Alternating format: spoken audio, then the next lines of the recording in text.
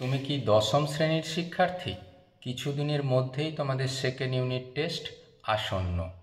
তাই আমি আমার ইউটিউব চ্যানেলে আজ একটি গুরুত্বপূর্ণ কোশ্চেন পেপারের সলিউশন নিয়ে আসছি। সেটা হলো শ্রী রামকৃষ্ণ মিশন শিক্ষালয় হাওড়া। আমার এক ইউটিউব বন্ধু এই কোশ্চেনের সলিউশন করতে অনুরোধ করেছিল। তাছাড়াও এখানে কোশ্চেনগুলোর চয়ন এতই ভালো, আশা করি এখান থেকে তোমাদের পরীক্ষায় আসতেই পারে।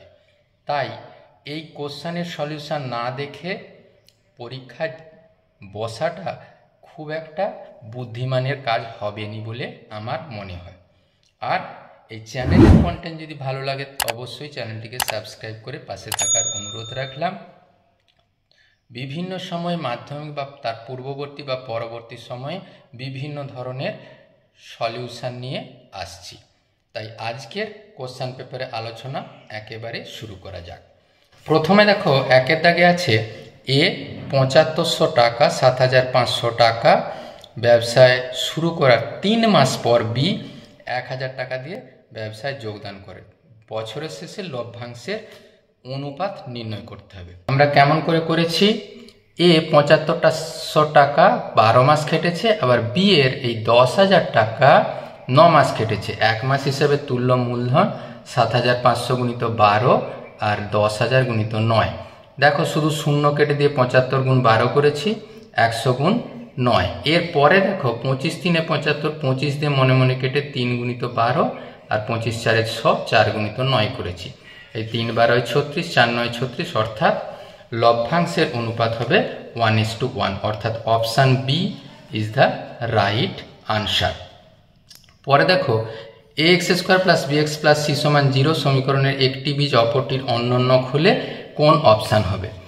আমাদের দেখো একটা বীজ যদি আলফা হয়, অপর বীজ হবে তাহলে 1/α, তাদের গুণফল কত? 1। আমরা জানি এখানে বীজদ্বয়ের গুণফল হয় c/a সমান 1, অর্থাৎ c সমান a, অর্থাৎ আমাদের option C is the right answer. 3-এর কোশ্চেন দেখো x y হলে প্রদত্ত কোনটি সঠিক নয়? মনে রাখতে হবে x y হলে x সমান ky, x সমান ky হয়, সেখানে x/y সমান k, কেটা হলো ভেদ ধ্রুবক। আরও মনে রাখতে হবে যদি একই ঘাতের থাকে তাহলে সেটা ভেদে থাকবে। এখানে দেখো x² y² একই ভেদে আছে, একই ঘাতে, x3 y3 একই ঘাতে, তাই এটা এটা এটা ঠিক বা সত্য। x y² এই বিবৃতিটি মিথ্যা, সত্য নয়। 4-এ দেখো ও কেন্দ্রীয় বৃত্তের বহিস্থ পি বিন্দু থেকে অঙ্কিত স্পর্শক আর বিন্দুতে স্পর্শ করেছে। পি আর এর দৈর্ঘ্য দেওয়া আছে, ও আর এর দৈর্ঘ্য দেওয়া আছে, ও পির দৈর্ঘ্য। আমরা জানি স্পর্শক আর স্পর্শবিন্দুগামী ব্যাসার্ধ পরস্পর লম্বভাবে অবস্থিত, অর্থাৎ এই কোণটা হলো 90 ডিগ্রি, এটা হলো অতিভুজ। আমরা জানি পিথাগোরাসের ফর্মুলা অনুসারে অতিভুজের স্কোয়ার মানে OP² সমান OR² + PR²। সেখানে দেখো আর এর মান 8 বসিয়েছি, পি আর এর মান 15 বসিয়েছি। দেখো সবে মিলে 64 আর 225 যোগ করতে 289, 289 বর্গ হলো 17, অর্থাৎ ওপির দৈর্ঘ্য 17 সেমি, অর্থাৎ option A is the right answer. 5-এর প্রবলেম দেখো এবিসি ত্রিভুজে ডি সমান্তরাল বিসি তেমন করে এঁকেছি। আচ্ছা, বিডির মান 5.4, এডির মান 2.7, আর এখানে এর মান 3 সেমি বলে দেওয়া আছে। ইসির মান, যেহেতু সমান্তরাল সরলরেখা আমরা সদিশ কোণী ত্রিভুজের ধর্ম অনুসারে পাই যে এ ডি ই ত্রিভুজটা আর এ বি সি ত্রিভুজটা সদিশ, অর্থাৎ অনুরূপ বাহুর অনুপাত সমান, অর্থাৎ AD/DB সমান AE/EC। এখানে দেখো 2.7 আর 5.4 কাটাকুটি করতে 2 হয়েছে, 3 2 6, অর্থাৎ ইসির মান 6। কথার অর্থ option B is the right answer. 6-এর প্রবলেম দেখো একটি নিরেট গোলকের সমগ্রতলের ক্ষেত্রফল ও আয়তনের 3 গুণের সমান। আমরা ধরে নিয়েছি মনে মনে ব্যাসার্ধটা r, তাহলে সমগ্রতলের ক্ষেত্রফল 4πr², আয়তন 4/3πr3। এই দেখো 4/4πr² এর মান 3 গুণিত 4/3πr3 এর সাথে সমান। এই r² কেটে দিয়ে সবে মিলে হয়েছে r এর মান 1, অর্থাৎ গোলকটির ব্যাসার্ধ 1 একক, অর্থাৎ option D is the right answer. 7 problem দেখো, যদি কোনো লম্ববৃত্তাকার শঙ্কুর আয়তন ভি, ভূমির ক্ষেত্রফল এ, উচ্চতা এইচ হয়, তাহলে উচ্চতা যদি ক্যাপিটাল এইচ ধরা হয়, আয়তন হয় 1/3 পাই আর স্কোয়ার এইচ, আবার ভূমির ক্ষেত্রফল হয় পাই আর স্কোয়ার, যেহেতু ভূমিটা বৃত্তাকার, আর ধরে নিয়েছি ভূমির ব্যাসার্ধ, তাহলে এ এইচ বাই ভি, অর্থাৎ এর মান বসেছি পাই আর স্কোয়ার, এইচ তো আছেই 1/3 পাই আর স্কোয়ার এইচ, 1/1/3, এটা হতো কত 1 গুণিত 3/1 অর্থাৎ 3, অর্থাৎ আমাদের option B is the right answer. দেখো X varies Y Z, Y varies Z X হলে জেড একটি ধ্রুবক। এই দেখো এখানে আমরা ভেদ তুলে দিয়ে k1 ভেদ ধ্রুবক দিয়ে গুণ করেছি, একইভাবে পরেরটা k2 ভেদ ধ্রুবক দিয়ে গুণ করেছি। এইটা হয়েছে এখন 1 নম্বর সমীকরণ, আর এটা হয়েছে আমাদের 2 নম্বর সমীকরণ। জাস্ট 1 নম্বর আর 2 নম্বরকে গুণ করেছি, গুণ করার অর্থ বাম দিক গুণ, ডান দিক গুণ। দেখো এখানে এক্স ওয়াই, আর এখানে এক্স আর ওয়াই কাটাকুটি যে বাদ হয়েছে সবাই মিলে 1। এখানে দেখো জেড স্কোয়ারের মান 1/k1k2, জেড সমান √1/k1k2, সেটা যেহেতু k1 ও ধ্রুবক, k2 ও ধ্রুবক, অর্থাৎ এটা ধ্রুবক। এইভাবে রাশিটি প্রমাণিত হলো। পরের প্রবলেম ভীষণ ইন্টারেস্টিং। এবিসি সমকোণী ত্রিভুজের বিকোণ সমকোণ, আচ্ছা অন্তর্বৃত্তের ব্যাসার্ধ ও, এবি 8 সেমি, বিসি 15 সেমি হলে ভূমির অন্তর্বৃত্তের ব্যাসার্ধ নির্ণয় করতে হবে। আমরা দেখো যেহেতু এটা জানি সমকোণী ত্রিভুজ, এটা লম্ব ভূমি, তাহলে অতিভুজটা হবে কত, লম্ব স্কোয়ার ভূমি স্কোয়ার করে 17 পেয়েছি। এরপরে পুরো ত্রিভুজের ক্ষেত্রফল হাফ ভূমি গুণিত উচ্চতা, এই বি ও সি ত্রিভুজের ক্ষেত্রফল, এ ও সি ত্রিভুজের ক্ষেত্রফল, এ ও বি ত্রিভুজের ক্ষেত্রফলের সমষ্টির সমান। বি ও সি ত্রিভুজের ক্ষেত্রে হাফ বিসি ইন্টু ওডি, এওসির ক্ষেত্রে হাফ এসি ইন্টু ওই, আর এও বির ক্ষেত্রে হাফ এবি ইন্টু ও এফ। আবার দেখো ওডি, ওই, ও এফ সবই অন্তর্বৃত্তের ব্যাসার্ধ, সেটা ধরে নিয়েছি আর। প্রত্যেকটা থেকে তাহলে হাফ, এইটাকে আর কমন নিয়ে বিসির মান 15, এসি 17, 8, এবার হাফ বাদ গেছে, এটা যোগ করলে হয় 30, সবে মিলে আর এর মান কত পেলাম, এই 8 গুণিত 15/30 করে 4, অর্থাৎ অন্তর্বৃত্তের ব্যাসার্ধ 4 সেমি। দারুণ ইন্টারেস্টিং প্রবলেম। এর প্রবলেম দেখো, একটি শঙ্কুর ভূমিতলের ব্যাস 21 সেমি, আয়তন 1848 ঘন সেমি হলে শঙ্কুর উচ্চতা।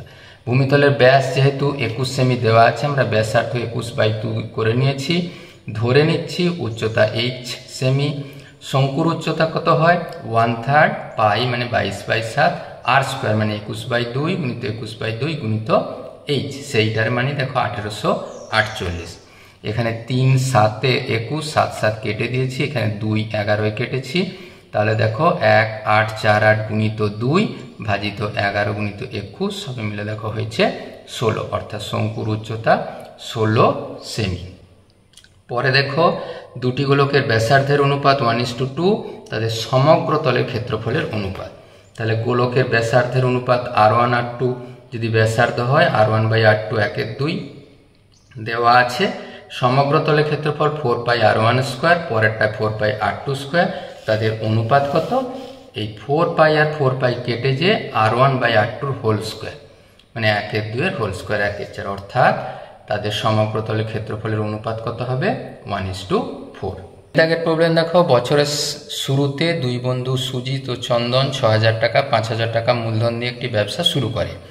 কয়েক মাস পর তাদের এক বন্ধু প্রদীপ 6000 টাকা মূলধন দিয়ে ওই ব্যবসায় অংশীদার হয়।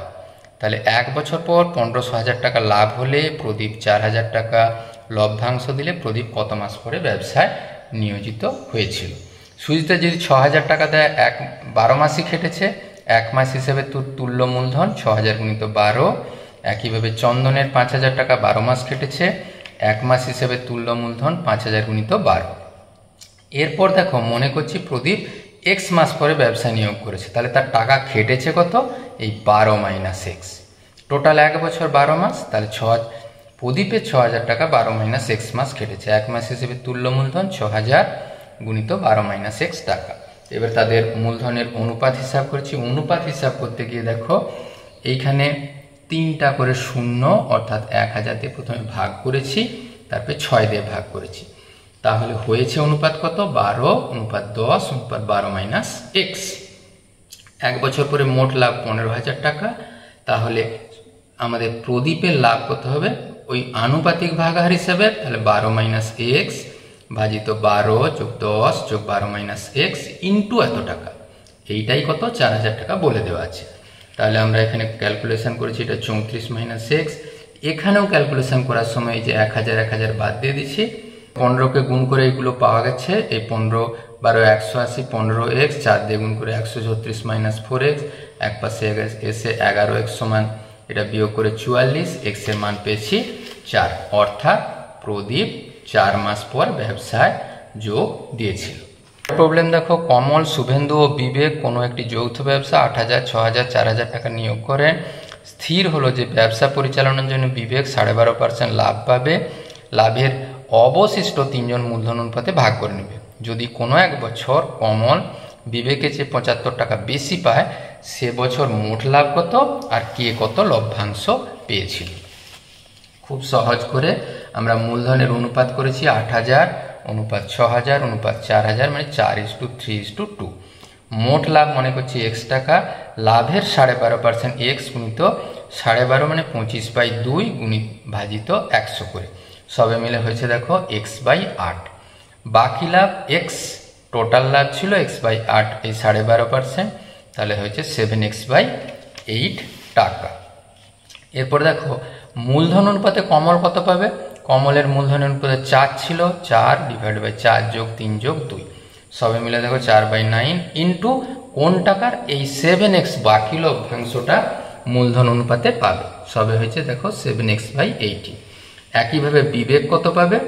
বিবেক পাবে দেখো এই 2 অনুপাতে, তাহলে 2/9 ইন্টু 7x/8, সবে মিলে হয়েছে দেখো 7x/36, এই কাটাকুটি করে। এরপর দেখো কমল পাচ্ছে 7x/8 টাকা, তা থেকে বিবেক এইটা পাচ্ছে মূলধন অনুপাতে, আর এই x/8টা পেয়েছে ব্যবসা দেখার জন্য। তাহলে এই দুটোকে যোগ করেছি, দেখো 72 লসাগু হয়েছে। 36 দিয়ে ভাগ করে 2 14, আর 9 4 36। দেখো এখানে পরে 18 আর 72 লসাগু হয়েছে 72, 8 দেখো 7 4 28 -23, সবে মিলে হয়েছে দেখো 5x/72। x এর মান পেয়েছি 1080, অর্থাৎ ব্যবসায় মোট লাভ 1080 টাকা।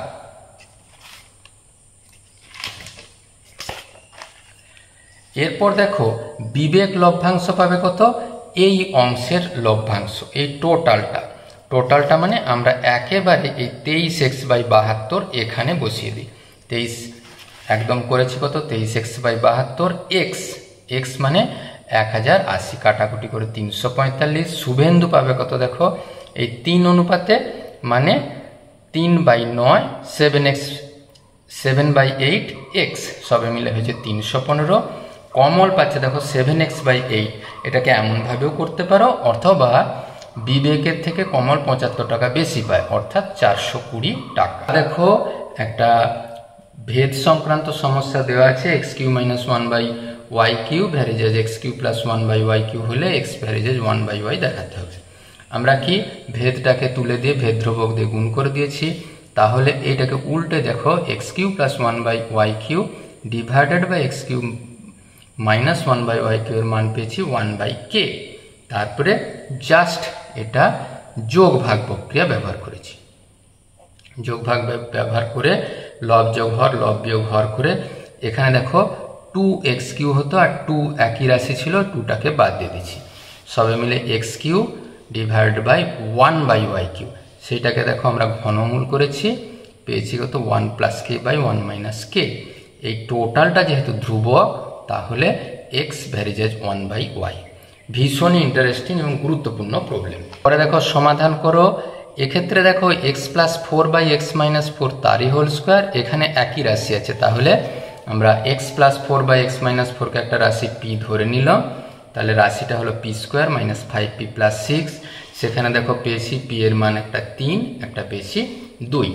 এবার p এর মান যেহেতু x + 4/x - 4টাকে p ধরেছিলাম, সেটা বসিয়ে দিয়েছি। কোনাকুনি কোণ করে 3x মাইনাস 12, এখান থেকে পেয়েছি x এর মান 8, এখানে পেয়েছি x এর মান 12, অর্থাৎ নির্ণেয় সমাধান x সমান 8 আর 12। পরে এখানে উপপাদ্য নিজেরা করতে পারবে। উপপাদ্যের প্রয়োগ তোমাদের বলে দেই, পাঠ্যপুস্তকে 242 পাতায় প্রয়োগ 6-এর একই করে দেওয়া আছে বলে আমি আর করে দিলাম। 242 পাতায় এই প্রয়োগ 6-এর অঙ্ক, এখানে EF এর বদলে শুধু PQ লেখা আছে, একই প্রবলেম। এরপর সম্পাদ্য নিজেরা করতে পারবে। 8-এর দাগের প্রবলেম দেখো, 1 সেমি, 6 সেমি, 8 সেমি তিনটি গোলকগুলি একটি বড় গোলক তৈরি করা হলো, বড় গোলকের ব্যাসার্ধ কত? আমরা করে নিচ্ছি কি, তাহলে ওই তিনটি গোলকের মোট আয়তন বড় গোলকের আয়তনের সাথে সমান হবে। 1 সেমি ব্যাসার্ধের গোলকের আয়তন 4/3 পাই আর কিউ করে হিসাব করেছি, 1-এর কিউ, 6-এর কিউ, 8-এর কিউ। মনে করছি বড় গোলকের ব্যাসার্ধ 8 সেমি, তাহলে তার আয়তন কত হবে? 4/3 পাই আর কিউ। তাহলে 4/3 পাই আর কিউ সমান 4/3 1 কিউ, 4/3 6 কিউ, 4/3 8 কিউ। 4/3 পাই পুরোটা কমন নিয়ে নিলাম, 1-এর কিউ 1, 6-এর কিউ 216, 8-এর কিউ 512, সবাই মিলে যোগ করে হয়েছে দেখো 729। 4/3 পাই 4/3 পাই কেটে দিলাম, তাহলে আর কিউ সমান 9-এর কিউ, আর এর মান 9, অর্থাৎ বড় গোলকটির ব্যাসার্ধ 9 সেমি। ভীষণই ইন্টারেস্টিং প্রবলেম। একটি লম্ববৃত্তাকার শঙ্কুর উচ্চতা দেওয়া আছে, আয়তন দেওয়া আছে, ভূমির ব্যাসার্ধ আর, তির্যক উচ্চতা এল হলে এর মান হিসাব করতে হবে। দেখো আমরা ভূমির ব্যাসার্ধ আর ধরে নিয়েছি, আচ্ছা উচ্চতা 21 দেওয়া আছে, তির্যক উচ্চতা এল সেমি আমরা ধরে নিয়েছি। আয়তন কত হয়? 1/3 পাই আর স্কোয়ার এইচ, 1/3 পাই আর স্কোয়ার এইচ এর মান দেখো 21 বসিয়ে দিয়েছি, 7 3 21 কেটেছি, 3 3 বাদ গেছে, তাহলে আর স্কোয়ারকে এই 4 3 1 2 কে 22 দিয়ে ভাগ করতে হয়েছে দেখো 196, তাহলে আর এর মান কত হলো? √196 মানে 14। আর আমরা জানি এল স্কোয়ার সমান আর স্কোয়ার প্লাস এইচ স্কোয়ার, রুটটা নয় কিন্তু। আচ্ছা আর স্কোয়ারের মান দেখো 14 স্কোয়ার, আর এইচ স্কোয়ারের মান 21 স্কোয়ার, 196 আর 441 যোগ করতে হয়েছে দেখো 637, মানে এল স্কোয়ারের মান 637। তাহলে এল স্কোয়ার প্লাস আর স্কোয়ার 637 আর 196 আর স্কোয়ারের মান হয়েছে দেখো 833। দারুণ ইন্টারেস্টিং প্রবলেম। আজকের ভিডিও কেমন লাগলো অবশ্যই কমেন্ট বক্সে লিখবে। আর কি ধরনের সাজেশান বা পরামর্শ চাইছো লিখতে ভুলো না। চ্যানেলের কন্টেন্ট ভালো লেগে থাকলে চ্যানেলটিকে সাবস্ক্রাইব করার অনুরোধ রাখলাম। Thank you for watching this video.